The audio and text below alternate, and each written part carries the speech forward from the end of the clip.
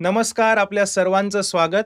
तर आजच्या मराठी गीता कोर्समध्ये आजच्या भागामध्ये आपण गीतेशिवाय अजून एक अतिशय रहस्यमय अशा महाभारतातील घटनेची चर्चा करणार आहोत, ज्याचा उलगडा मला काही दिवसांपूर्वीच झाला. महाभारत वाचत असताना आपल्या कोर्सच्या निमित्ताने महाभारतातील काही युद्धाचे प्रसंग माझ्या वाचण्यात आले.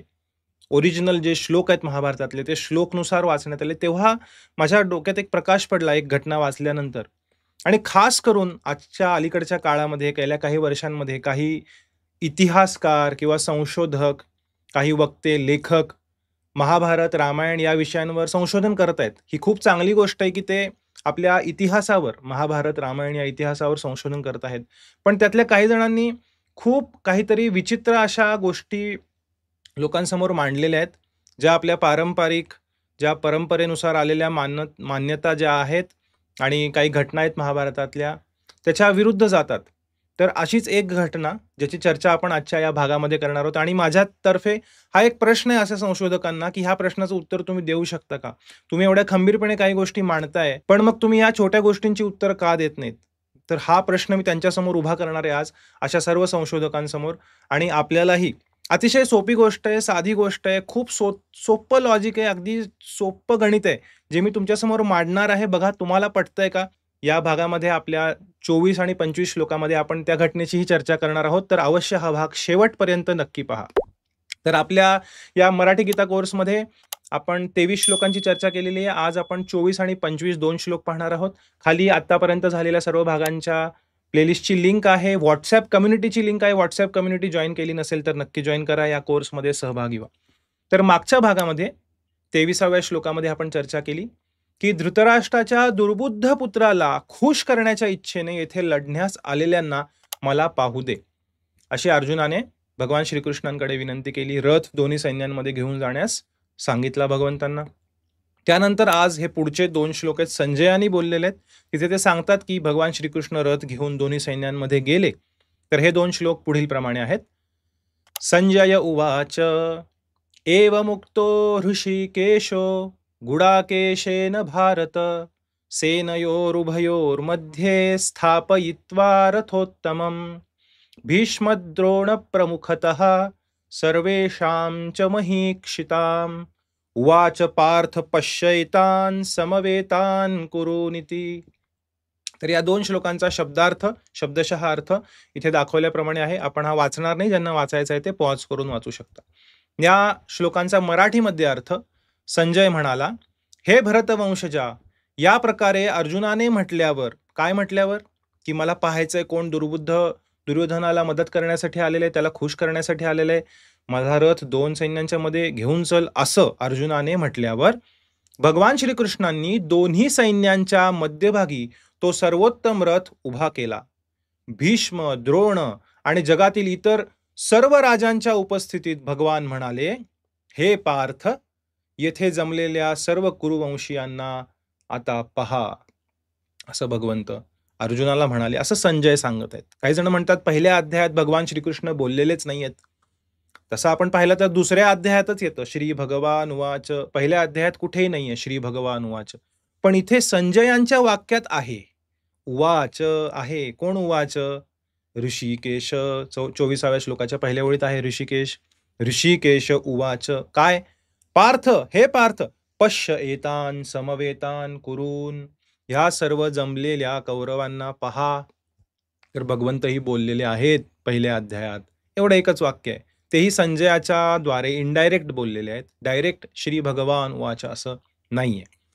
तर या 2 श्लोकांची चर्चा आपण करणार आहोत आणि आपल्या आता एका विशेष रहस्याचीही चर्चा करणार आहोत. त्यामुळे शेवटपर्यंत पहा. खूप छान रहस्य आहे आणि खास करून या संशोधकांना चॅलेंज आहे, की ह्या प्रश्नाचं उत्तर द्या. मग तुम्ही मांडलेले जे वितर्क जे आहेत ते आम्ही कदाचित कबूल करू. ठीक आहे. तर पहिली ओळ आहे, एव मुक्तः ऋषिकेशः गुडाकेशेन भारत. अर्जुनाद्वारे असे बोलले गेल्यानंतर, हा त्याचा अर्थ आहे. तर इथे भगवंतांना ऋषिकेश शब्द वापरलेला आहे. आधी वापरला होता. ऋषिकेश म्हणजे इंद्रियांचे स्वामी. इंद्रियांचे स्वामी भक्तांचा सेवक बनून, सारथी बनून इथे सेवा करत आहेत, हा त्याचा अर्थ आहे. दुसराही अर्थ आहे, की ऋषिकेश भगवान श्रीकृष्ण जाणत होते, की अर्जुनाच्या मनात जी संभावित घालमेल आहे त्याची चर्चा आपण करणार आहोत पुढे. या अर्थानेही ऋषिकेश किंवा इंद्रियांचे स्वामी हा शब्द भगवान श्रीकृष्णांसाठी संजयाने वापरलेला आहे. अर्जुनाला काय म्हटलेलं आहे? गुडाकेश. तर गुडाका या शब्दाचा अर्थ संस्कृतमध्ये निद्रा म्हणजे झोप किंवा आळस किंवा अज्ञान, अंधकार याचाही एक अर्थ आहे. गुडाकाचा अर्थ हाही एक आहे. तर गुडाकेश, गुडाका ईश, ज्याने निद्रेवर, आळसावर, अज्ञानावर विजय प्राप्त केलेला आहे, तो म्हणजे गुडाकेश. तर अर्जुनाने या गोष्टींवर विजय प्राप्त केला होता. खास करून निद्रेवरती. अज्ञानावरही विजय प्राप्त केला होता, कारण भगवंतांचा एक प्रेमी भक्त होता अर्जुन. भगवंतांशी घट्ट नातं जोडलं गेलं होतं अर्जुनाचं. त्याद्वारे या भौतिक प्रकृतीच्या अज्ञानावर, अंधकारावर अर्जुनाने विजय प्राप्त केला होता. आणि निद्रेवरही अर्जुनाने विजय प्राप्त केला होता. जेव्हा द्रोणाचार्यांद्वारे या सर्व कुरु राजकुमारांना, अर्जुन, युधिष्ठिर, भीम आणि धृतराष्ट्राचे पुत्र या सर्वांना धनुर्विद्येचं ज्ञान दिलं जात होतं, शिकवलं जात होतं. तेव्हा द्रोणाचार्यांची इच्छा होती की अर्जुन हा सर्वोत्तम योद्धा बनावा. पण त्यांनी त्यांच्या ज्या आश्रमामध्ये जिथे शिकवत होते, तिथे त्यांच्या वाढपी जो होता, तिथे जो स्वयंपाकी होता, त्याला सांगितलं होतं की अर्जुनाला कधीही अंधारामध्ये जेवायला वाढू नका, अशी त्यांनी आज्ञा दिली होती. त्यांच्या मनात थोडी कुठेतरी एक भीती होती आधी, की अश्वत्थाम्यापेक्षा अर्जुन जास्त शक्तिशाली नाही बनला पाहिजे. पण नंतर अर्जुनाची गुरुभक्ती पाहून त्यांच्या मनात आलं, की आता अर्जुनाला मी सर्वोत्कृष्ट योद्धा बनवेन. कारण अश्वत्थाम्याला काही युद्धातील ज्या कौशल्य आहेत धनुर्विद्येमधील, ते द्रोणाचार्य स्पेशल वेगळं करून अश्वत्थाम्याला शिकवत होते.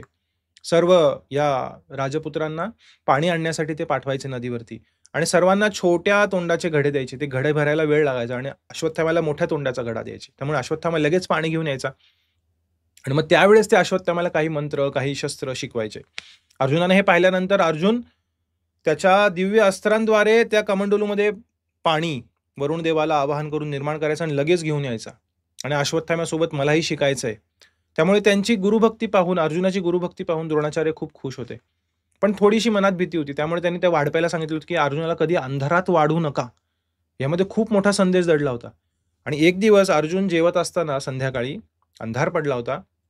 वाऱ्यामुळे तिथे पेटवलेला जो दिवा होता तो विझला. तो दिवा विझल्यानंतर पूर्ण अंधकार झाला त्यांच्या तिथे गुरुकुलामध्ये आणि अर्जुन जेवत होता, तो जेवत राहिला. आणि जेवत असताना अर्जुनाच्या मनात विचार आला, की आता माझ्या डोळ्यांना दिसत नाहीये, पण माझी जेवणाची जी क्रिया चालू आहे, ती व्यवस्थित चालू आहे. माझा हात बरोबर ताटात जातोय, घास उचलतोय, घास तोंडातच जातोय. असं नाही की नाकात घास जातोय, कानात घास जातोय, नाही. मला व्यवस्थित जेवता येतंय अंधारामध्ये. मग अर्जुनाच्या मनात प्रकाश पडला, की मी जर अंधारात जेवू शकतो, तर मी अंधारात धनुर्विद्येची प्रॅक्टिस का नाही करू शकत? धनुर्विद्येचा सराव का नाही करू शकत? तेव्हा अर्जुनाने त्या रात्रीपासून धनुर्विद्येचा सराव रात्रभर चालू केला. आणि एक दिवस रात्री त्या घटनेनंतर रात्री अर्जुनाच्या धनुष्याला प्रत्यंचा जेव्हा त्यांनी चढवली, तेव्हा त्याचा टन आवाज आला आणि तो द्रोणाचार्यांनी ऐकला. तेव्हा रात्रीच्या वेळेस त्यांना समजलं, की अर्जुनाला कोणीतरी रात्री जेवायला वाढलेलं आहे किंवा तो दिवा विझून त्याने रात्री जेवण केलंय आणि अर्जुनाला हे समजलंय, की तो रात्रीच्या अंधारातही सराव करू शकतो. अशा पद्धतीने रात्र आणि दिवस दोन्ही वेळेस सराव केला अर्जुनाने. खूप मेहनत केलेली आहे.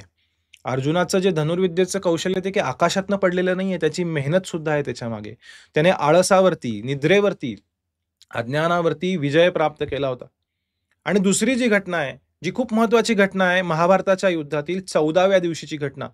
याची चर्चा आपण पुढे करणार आहोत. जे संशोधकांना जो प्रश्न विचारणार आहे आपण आज, त्यांनी लावलेल्या संशोधनाबद्दल, त्यासाठी हा महाभारताच्या युद्धातील 14वा दिवस खूप महत्त्वाचा आहे. तर लक्ष देऊन ऐका.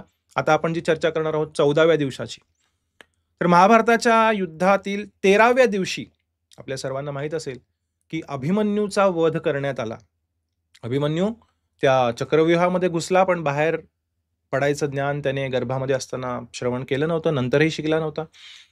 त्यामुळे 6 महारथींनी कपटाने त्याच्यावर आक्रमण करून, त्यापैकी एक जयद्रथ होता, त्या अभिमन्यूचा वध केला तिथे 13व्या दिवशी. अर्जुन खूप भयानक त्रासातून गेला, रडला. भगवान श्रीकृष्णाने त्यांना सांत्वना दिली आणि त्या रात्री अर्जुनाने एक प्रतिज्ञा केली, की उद्या मी जयद्रथाला मारेन, नाहीतर मी अग्नीत प्रवेश करेन. प्रतिज्ञा घेतली अर्जुनाने.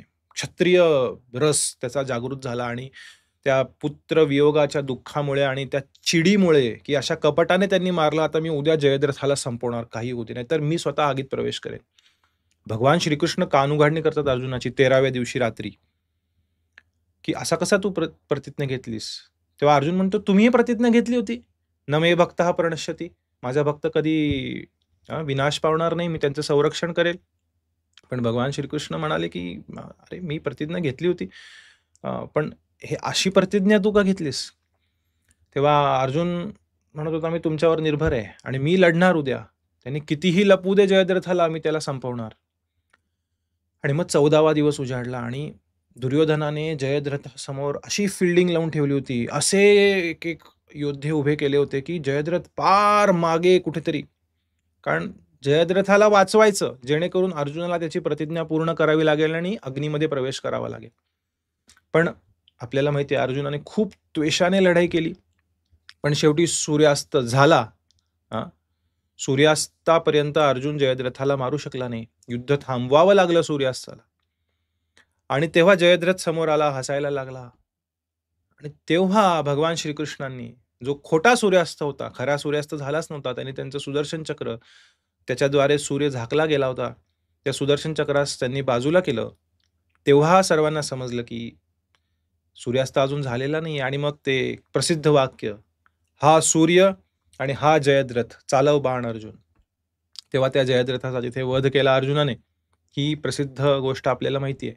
पण ह्याच्या पुढची गोष्ट बऱ्याच जणांना माहित नाहीये, की त्या 14व्या दिवशी दुर्योधन भयानक चिडला, जेव्हा जयद्रथाचा वध झाला.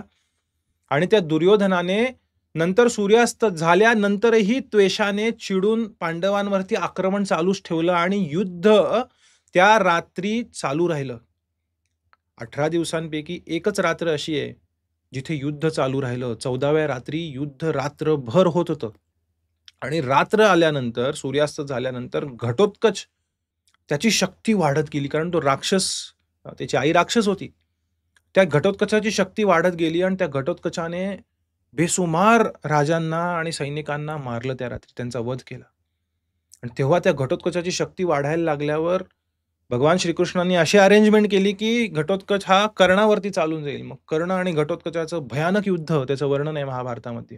आणि शेवटी कर्णाला इंद्राने दिलेलं शक्ती अस्त्र काढून त्या घटोत्कचाला मारावं लागलं. घटोत्कचाचा रात्री वध झाला, 14व्या रात्री. तेव्हा अर्जुन खूप दुःखी झाला, पण भगवान श्रीकृष्ण आनंदी झाले. म्हणाले, घटोत्कच हा युद्धात मरणार होता हे निश्चित होतं, पण आपली जी नीती होती ती सफल ठरली.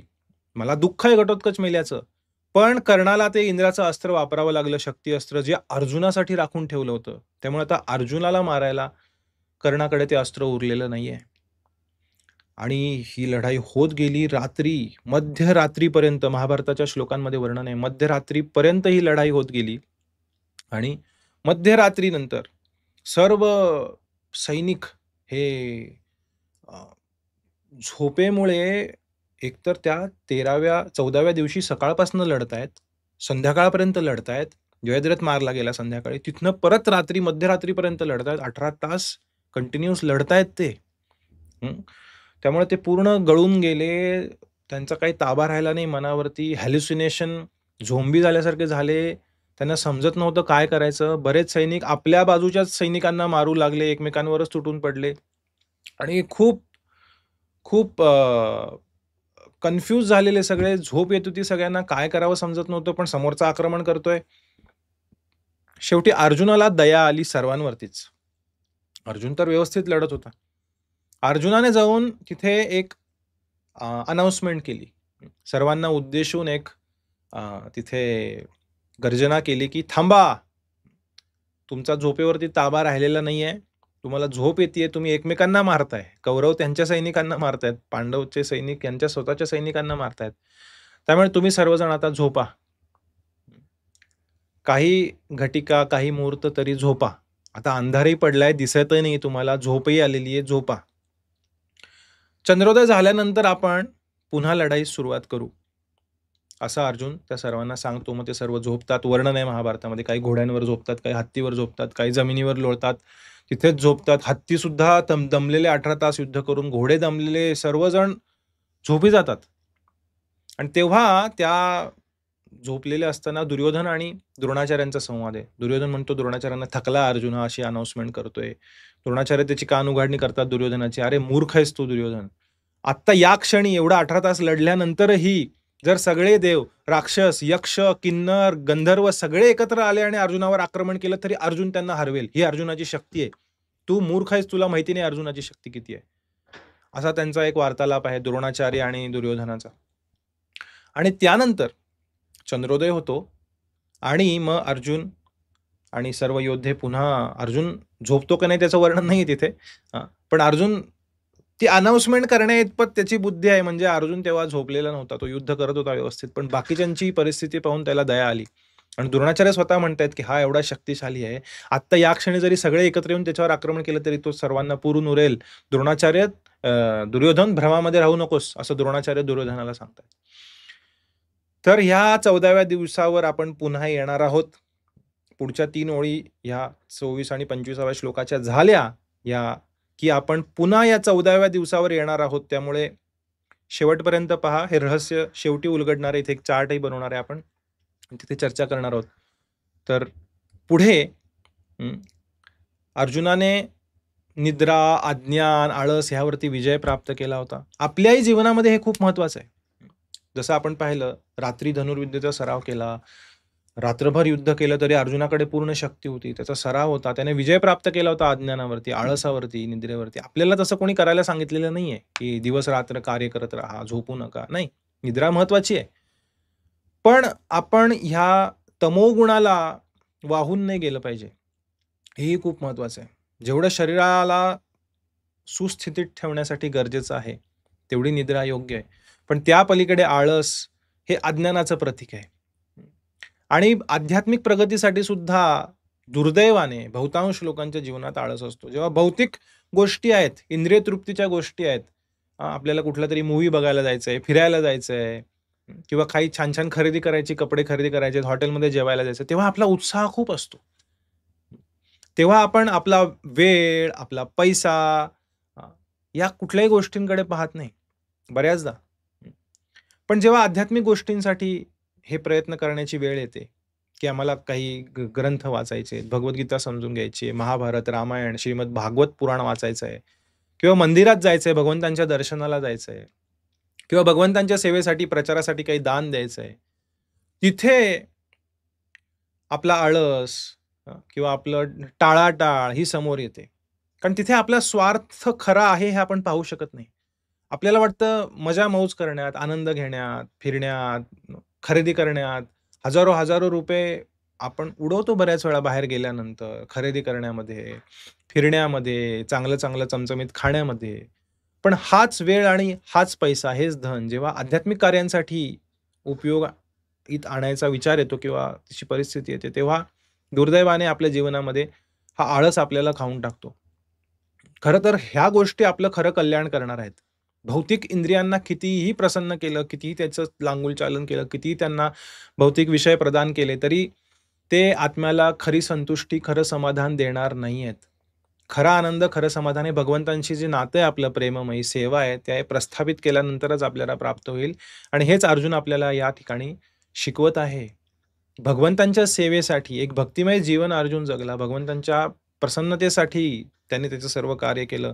त्याचं कर्तव्य व्यवस्थित केलं एक क्षत्रिय म्हणून. पण मनातली भावना जी होती ती भक्तिमय भावना होती. भक्तोसी मे सखा चेती रहस्यम ह्येतदुत्तमम्. तू माझा भक्त आणि सखा आहेस म्हणून तुला मी हे रहस्य सांगत आहे भगवद्गीतेचं, असं भगवंत अर्जुनाला साक्षात म्हणतायत. त्यामुळे हेही आपण अर्जुनाच्या उदाहरणावरनं शिकलं पाहिजे. पुढच्या ओळीचा अर्थ आहे, दोन्ही सैन्यांच्या मध्ये अर्जुनाचा उत्तम रथ स्थापित केला. एवढाच अर्थ आहे 24व्या श्लोकाच्या दुसऱ्या ओळीचा. आता 25वा श्लोक आपण पाहूया आणि मग त्या रहस्याकडे आपण जाणार आहोत, जे 14व्या दिवसाचं रहस्य आहे महाभारतातलं.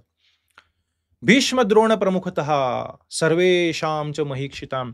सर्व योद्ध्यांमध्ये, दोन्ही सैन्यांमध्ये अनेक योद्धे होते, अनेक राजे होते. त्यातल्या त्यात भीष्म आणि द्रोण यांच्या समोरच रथ नेला भगवंतांनी. दोन्ही सैन्यांच्या मध्ये रथ घेऊन जा असं म्हणाला होता अर्जुन. तिथेच रथ नेला आणि तिथे रथ थांबवला. कारण भगवंत जाणत होते की भीष्म आणि द्रोण अर्जुनाची वीकनेस आहे. तिथे अर्जुनाच्या हृदयात दुर्बलता येणार आहे आणि ती त्यांना दूर करायची होती. भगवंत अर्जुनाचं हृदय जाणत होते. कारण ते प्रत्येकाच्या हृदयात आहेत परमात्मा रूपाने. आणि अर्जुन कुठे वीक पडणार आहे, कुठे दुर्बल होणार आहे, हृदयातनं त्याच्या कुठे करुणा बाहेर येणार आहे, जी गरजेची नाहीये इथे. धर्मासाठी तुम्ही लढताय आणि ते अधर्माची बाजू घेतायत. पण भगवंत हे जाणत होते.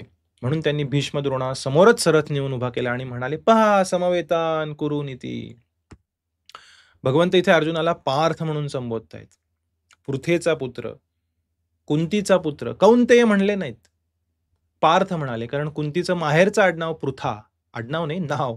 कुंतीचं माहेरचं नाव हे पृथा आहे आणि पृथेचा पुत्र म्हणजे पार्थ. म्हणून इथे भगवंत त्याला पार्थ म्हणतात. कारण माझी आत्या आहे ती, माझं एक जवळचं नातं आहे तुझ्या आईसोबत आणि तुझ्यासोबत प्रसंगाने. त्यामुळे भगवंतांचा आते भाऊ आहे. या नात्याने अगदी एक जिवलग असं त्याला संबोधन करत आहेत. हे पार्थ, हे माझ्या आत्या पृथेचा पुत्र, बघ कोण कोण कौरव इथे आहेत. बघ ह्या जमलेल्या कुरुवंशीयांना पहा. तर अर्जुनाच्या मनातील हा संभावित ही जी घालमेल आहे ती माहिती होती भगवंतांना आणि म्हणून मुद्दाम भीष्म आणि द्रोण यांच्या समोर नेलं. आणि पुढच्या श्लोकांमध्ये आपण पाहणार आहोत 26, 27, 28, 29 हा अध्याय संपेपर्यंत अर्जुनाच्या मनातील घालमेल आणि युद्ध न करण्यासाठी दिली गेलेली सर्व कारणं, त्याचं सर्वाचं विश्लेषण आपण पुढच्या भागांमध्ये नक्की करणार आहोत. आता आपण आलो आहोत या रहस्यापाशी, की काही काही चुकीचे तर्क, वितर्क, कुतर्क हे सर्व संशोधक, इतिहासकार, खूप फेमस झालेले काही लेखक YouTubeवरती येऊन पॉडकास्ट करून, चर्चा करून अनेक काही गोष्टी लोकांसमोर मांडतायत. पण यातल्या काही गोष्टी खरंच तर्काच्या विरुद्ध आहेत. म्हणजे एक लॉजिक, एक साधं गणित जे आता मी आपल्यासमोर मांडणार आहे इथे. आपण जर आधीचं डिस्क्रिप्शन सर्व ऐकलं असेल, आपण चर्चा केलेली 14व्या दिवशी काय घडलं, तर एक मोठा प्रश्न इथं आहे, महाभारत युद्ध नेमकं कधी सुरू झालं, कुठल्या तिथीला चालू झालं, यावरती खूप विवाद आहेत. कोणत्या साली झालं हा तर दुसरा विवाद आहे. सर्वप्रथम कुठल्या तिथीला सुरू झालं. भगवद्गीता पहिल्या दिवशी सांगितली युद्धाच्या आधी, तो दिवस कुठला, तर पारंपरिक जे संप्रदाय आहेत त्यांच्यानुसार मोक्षदा एकादशी, जी मार्गशीर्ष शुक्ल एकादशी आहे, ही एक सर्व मान्य तिथी आहे जिथे भगवद्गीता सांगितली गेली अर्जुनाला भगवंतांद्वारे. पण काही असे इतिहासकार आहेत जे म्हणतात की नाही, कार्तिक अमावस्येला युद्ध चालू झालं. अमावस्येला युद्ध चालू झालं आणि त्याच्या आधी कधी भगवद्गीता सांगितली त्याची ते काही तारीख देत नाहीत किंवा तिथी देत नाहीत. तर आपण ह्या 14व्या दिवसाचा एक जो घटना आहे आपण जी पाहिली, रात्रीचं युद्ध, त्याबद्दल आपण थोडीशी चर्चा करणार आहोत. तर 14व्या दिवशी संध्याकाळी जयद्रथाचा वध झाला, आपण त्याची चर्चा केली. रात्री सुद्धा युद्ध चालू राहिलं. घटोत्कचाने खूप भयंकर हाहाकार केला युद्धभूमीवरती, मग त्याचा वध केला कर्णाने. मध्यरात्री सर्व योद्धे थकले, अर्जुनाने युद्ध थांबवले. मध्यरात्री म्हणजे 12-1च्या सुमारास. चंद्रोदयापर्यंत सर्वजण झोपा असं अर्जुनाने सर्वांना सजेस्ट केलं आणि चंद्राच्या उजेडात आपण पुन्हा युद्ध करू चंद्रोदय झाल्यानंतर, हे अर्जुन सांगत आहे. हे लक्षपूर्वक ऐका. चंद्रोदय होईपर्यंत सर्वजण झोपा, चंद्राच्या उजेडात आपण युद्ध करू. हे जेव्हा मी वाचलं तेव्हा माझ्या डोक्यात एक लगेच पाल चुकचुकली की अरे हे काहीतरी हिंट करतंय. तर आपण येऊ तिथे. पूर्व क्षितिजावर चंद्रोदयाचं वर्णन आहे. त्याच्या पुढे काही श्लोकही आहेत, त्याचा रेफरन्सही मी देऊ शकतो. आता मी इथे या स्लाइडमध्ये टाकलेला नाहीये, पण सर्व श्लोक माझ्याकडे आहेत. आणि हे सर्व श्लोक जे गीता प्रेसचं महाभारत आहे, श्लोक बाय श्लोक, संस्कृत श्लोक आणि अर्थ त्यातही आहेत.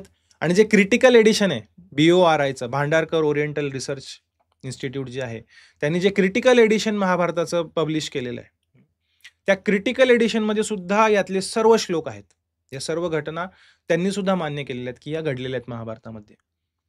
पूर्व क्षितिजावर चंद्रोदयाचंही वर्णन आहे मध्यरात्री नंतर, सर्वजण झोपून उठल्यानंतर. आणि युद्ध पुन्हा सुरू झालं रात्री चंद्राच्या प्रकाशात, ह्याचंही वर्णन आहे. त्यानंतर पुढे वर्णन आहे की 3 मुहूर्तांनंतर, चंद्रोदयानंतर 3 मुहूर्त युद्ध चाललं. एक मुहूर्त हा 48 मिनिटांचा असतो, म्हणजे अंदाजे 2, सव्वा 2, 2.5 तास चंद्रोदयानंतरही युद्ध चाललं. आणि त्यानंतर सूर्योदय झाला, असं वर्णन महाभारतात स्पष्ट आहे. सूर्योदय झाल्यानंतर सर्व योद्ध्यांनी युद्ध थांबवलं. सर्वजण संध्यावंदन करण्यासाठी वेदातील मंत्र गाऊ लागले, सूर्याला अर्घ्य अर्पण करू लागले वगैरे, या सर्वाचं वर्णन आहे.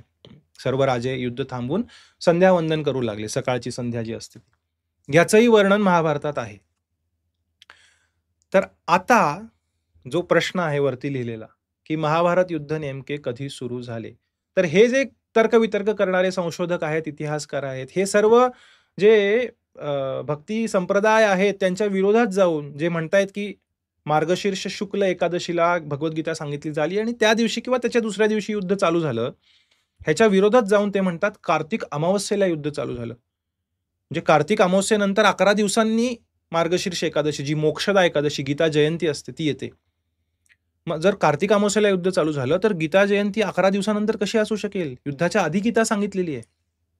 त्यामुळे हे ते सांगतात, की कार्तिक अमावास्येला युद्ध झालं. आता मला हा एक प्रश्न आहे त्यांच्यासमोर, या सर्व संशोधकांसमोर, की ही कार्तिक अमावस्या ते जे सांगतायत ती आणि इथे मार्गशीर्ष शुक्ल एकादशी, आता दोन्ही आपण कंपेअर करणार आहोत. तर कार्तिक अमावस्या जर युद्ध चालू झालं असं आपण समजलं, तर 14व्या दिवशी शुक्ल त्रयोदशी येणार.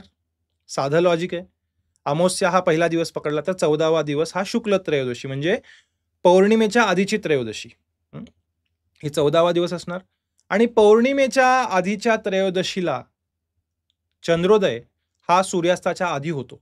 हा कॉमन सेन्स आहे. कारण पौर्णिमेला सूर्यास्ताच्या वेळेसच चंद्र उगवतो, पूर्ण चंद्र असतो आणि त्याच्या 2 दिवस आधी चंद्रोदय हा सूर्यास्ताच्या आधी होतो 1-1.5 तास. सूर्यास्त होण्याआधीच चंद्रोदय झालेला असतो. मग मध्यरात्री युद्ध थांबवल्यानंतर काही वेळ ते झोपल्यानंतर 2-2:30च्या सुमारास चंद्रोदय कसा होऊ शकेल मध्यरात्री? 12-1 पर्यंत ते लढत होते. मग ते झोपले 1-1.5 तास, 2 तास. मग परत 2-2:30लाच चंद्रोदय झाला आणि पुन्हा 3 तास लढलेत ते, 2.5-3 तास आणि मग सूर्योदय झालेला आहे. मग रात्री चंद्र कसा उगवला? जर कार्तिक अमावास्येला युद्ध चालू झालं असेल, तर शुक्ल त्रयोदशीला रात्री चंद्र कसा उगवला मध्यरात्रीनंतर? पण जर आपण जी पारंपरिक तिथी आहे, की मार्गशीर्ष शुक्ल एकादशीला गीता जयंतीच्या दिवशी युद्ध चालू झालं, तर 14व्या दिवशी कृष्ण पक्षातील नवमी येणार. कारण एकादशी सकट 5 दिवस हे पौर्णिमेपर्यंतचे आणि पुढचे 9 दिवस, 9 आणि 5 14. 14व्या दिवशी कृष्ण पक्षातली नवमी येईल, म्हणजे अमावास्येच्या आधीची नवमी. आणि तुम्ही जर आज सुद्धा कॅलेंडरमध्ये जाऊन, तुमच्या कॅलेंडरमध्ये जाऊन, पंचांगामध्ये जाऊन, कुठेही जाऊन पहा, अमावास्येच्या आधीची जी नवमी असते, त्या दिवशी चंद्रोदय किती वाजता असतो? मध्यरात्री नंतर असतो. 2-2:30च्या दरम्यान मध्यरात्री. जो या दिवशी झाला होता 14व्या दिवशी युद्धाच्या. आणि चंद्रोदय हा सूर्योदयाआधी 3-3.5 तास असतो नवमीच्या दिवशी कृष्ण पक्षातील. त्यामुळे हा जो 14वा दिवस युद्धातला वर्णन केलेला आहे, जिथे अर्जुन सांगतोय सगळ्यांना, की चंद्रोदय झाल्यावर आपण पुन्हा युद्ध चालू करू आणि चंद्रोदयानंतर ते 3 मुहूर्त म्हणजे जवळपास 2-2.5 तास लढले, तो नवमी किंवा दशमीचा दिवस कृष्ण पक्षातील असू शकतो. याचा अर्थ युद्ध ज्या दिवशी चालू झालं, ती शुक्ल पक्षातली एकादशी किंवा द्वादशीच असू शकते. ती कोणतीही अमावस्या असू शकत नाही. जर ती अमावस्या असं म्हणत असतील हे लोक आणि पुस्तकं लिहून लाखो प्रती वितरित करून प्रसिद्ध होत असतील, तर त्यांनी ह्या साध्या सोप्या प्रश्नाचं उत्तर द्यावं. हा माझ्यासारखा, मी काही खूप खगोलशास्त्राचा अभ्यासक वगैरे नाहीये. पण माझ्यासारख्या बेसिक थोडीशी खगोलीय बुद्धी असणाऱ्या व्यक्तीला जर हे समजू शकतंय, तर एवढे मोठे व्यक्ती हे कसं काय एवढं छाती ठोकून कार्तिक अमावस्येला युद्ध चालू झालंय सांगू शकतात? खरंच खूप मोठा प्रश्न आहे. हां, खरंच खूप मोठं कोडं आहे. पण जर कोणी हा व्हिडिओ पाहत असतील, जे म्हणतायत की कार्तिक अमावस्येला युद्ध चालू झालं आणि असे खूप मोठे प्रसिद्ध व्यक्ती आहेत, आपल्याला इथं कुणाचे नाव घ्यायचं नाही, कुणाला नाव घेऊन कुणाचं काही चर्चा करायची नाहीये. पण त्यांना अशी विनंती आहे, की जर त्यात तथ्य असेल, तर कृपया ह्या प्रश्नाचं उत्तर द्या, जे आपण इथे तुमच्यासमोर सगळ्यांसमोर प्रकट करत आहोत. या प्रश्नाचं उत्तर द्या, मग आम्ही स्वीकार करू, की कार्तिक अमावस्येला युद्ध चालू झालं. साधा सोपा प्रश्न आहे, साधं सोपं लॉजिक आहे. थोडीशी खगोलीय बुद्धी ज्यांना आहे, ते हे जाणू शकतात. मला तरी हे वाचल्यानंतर, जेव्हा मी सर्वप्रथम वाचला काही दिवसांपूर्वी हा युद्धप्रसंग महाभारतातील, श्लोक बाय श्लोक, असं कंडेन्स्ड फॉर्ममध्ये छोट्या रूपात वाचलं होतं. पण जेव्हा एक-एक श्लोक वाचत गेलो मी, तेव्हा मला हा प्रसंग उलगडत गेला आणि हा एक खरंच आनंद प्राप्त झाला, की जे पारंपरिकरित्या एकादशीच्या दिवशी भगवद्गीता सांगितली गेली, हे जे सत्य आहे, ते सत्य आहे. ह्या घटनेवरनं स्पष्ट दिसत आहे. तर कार्तिक अमावस्या नाही, मार्गशीर्ष शुक्ल एकादशी, मोक्षदा एकादशी, गीता जयंतीच्या दिवशी गीता सांगितली गेली, हे या तरी एका घटनेवरनं दिसून येतंय. स्पष्ट दिसून येतंय, जे पूर्णपणे लॉजिकल आहे, बेसिक गणितानुसार आहे. तर आपण आज 24 आणि 25 या श्लोकाची चर्चा केली. या रहस्याची चर्चा केली, ज्याचा उलगडा मला झाला, आपल्यासमोर मांडावसं वाटलं. सोपी साधी घटना आहे, खूप छोटं गणित आहे, साधं गणित आहे. पण खूप आनंद देणारी घटना आहे, खूप रहस्यमय अशी घटना आहे, जी त्यात दडलेलं आहे ते सत्य. ते आपल्यासमोर मांडण्याचा प्रयत्न केला. तर आपण लवकरच पुढच्या भागामध्ये भेटू, जिथे आपण पुढच्या श्लोकांची चर्चा करणार आहोत. अशीच अजून काही रहस्य सापडली तर तीही आपल्यासमोर प्रकट करणार आहोत. लवकरच भेटू पुढच्या भागामध्ये. खाली सर्व व्हिडिओजची लिंक देण्यात आलेली आहे. WhatsApp कम्युनिटीची लिंक देण्यात आलेली आहे. WhatsApp कम्युनिटी जॉइन करा. लवकरच भेटू पुढच्या भागामध्ये. हरे कृष्णा. धन्यवाद. Hare Krishna, Krishna Krishna, Hare Hare, Hare Rama, Rama Rama, Hare Hare. Hare Krishna, Krishna Krishna.